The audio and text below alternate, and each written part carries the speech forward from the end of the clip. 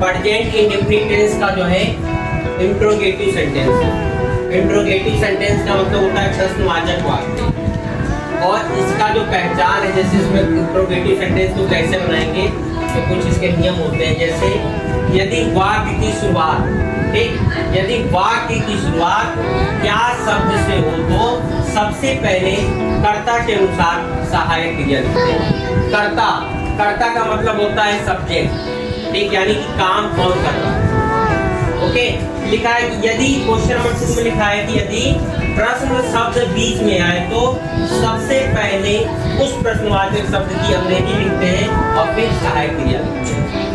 जैसे कोई वर्ड जो है, कोई सेंटेंस है, अगर वो क्या से, कब से, कैसे से, कौन से, अगर इन शब्दों से पहले में अगर ये शुरुआत में आ रहे हैं, अगर इन वर्ड से शुरुआत हो रहा है, सेंटेंस आ रहे हैं, तो सबसे उसकी हम लोग क्या करते हैं, अंग्रेजी नहीं लिखते, यानी कि उस मतलब शब्द को हम लोग क्या करते हैं, छोड़ देते हैं, उसकी अंग्रेजी नहीं लिखते।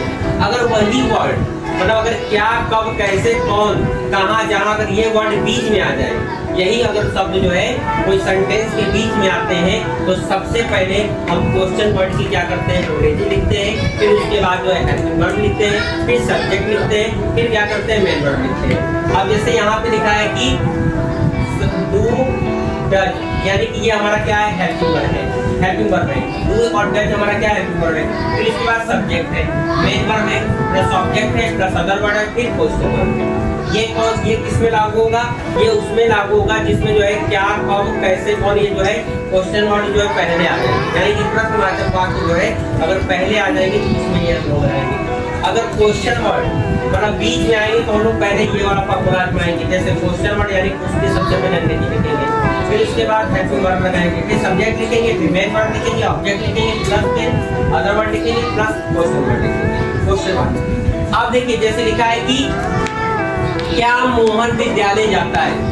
अब यहाँ पे क्वेश्चन वर्ड जो है वो शुरुआत में आया है, कहाँ पे आया है, शुरुआत में आया है, तो हम इसकी अंग्रेजी क्या करेंगे, नहीं लिखेंगे, इसकी अंग्रेजी क्या कर देंगे, छोड़ देंगे।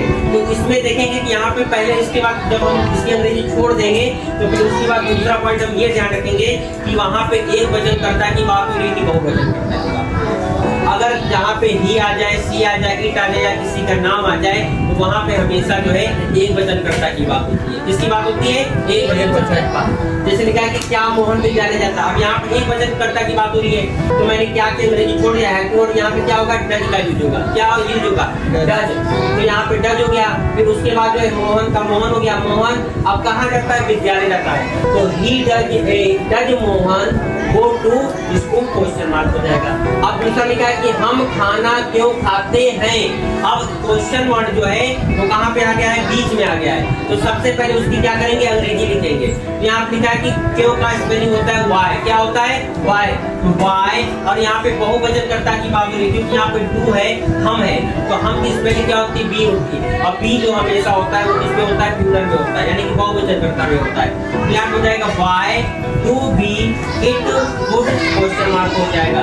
फिर लिखा है कि क्या वे क्रिकेट खेलते हैं। अब यहाँ पे लिखा है कि क्या वे क्रिकेट खेलते हैं, यहाँ पे जो है यहाँ पे एक वचनकर्ता है, यहाँ पे बहुवचनकर्ता की बात होगी, क्योंकि वे आया है, वे की स्पेलिंग क्या होती है, दे होती है।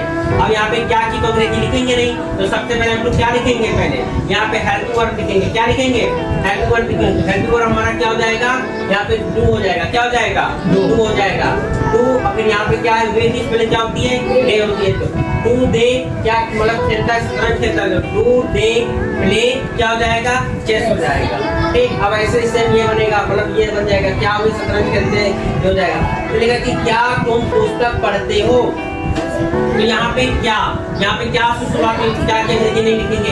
अब यहाँ पे तुम वर्ड आया है, तुम जो होता है हमेशा बहुवचन होता है, तो तुम के लिए हम लोग पहले हेल्पिंग वर्ब क्या यूज करेंगे, डू यूज करेंगे, डू, और तुम की स्पेलिंग हो जाएगी यू, तो डू यू, और पढ़ते का रीड हो जाएगा, पुस्तक का बुक हो जाएगा, क्वेश्चन मार्क हो जाएगा। ऐसे लिखा है कि मैं बाजार कब जाता हूँ।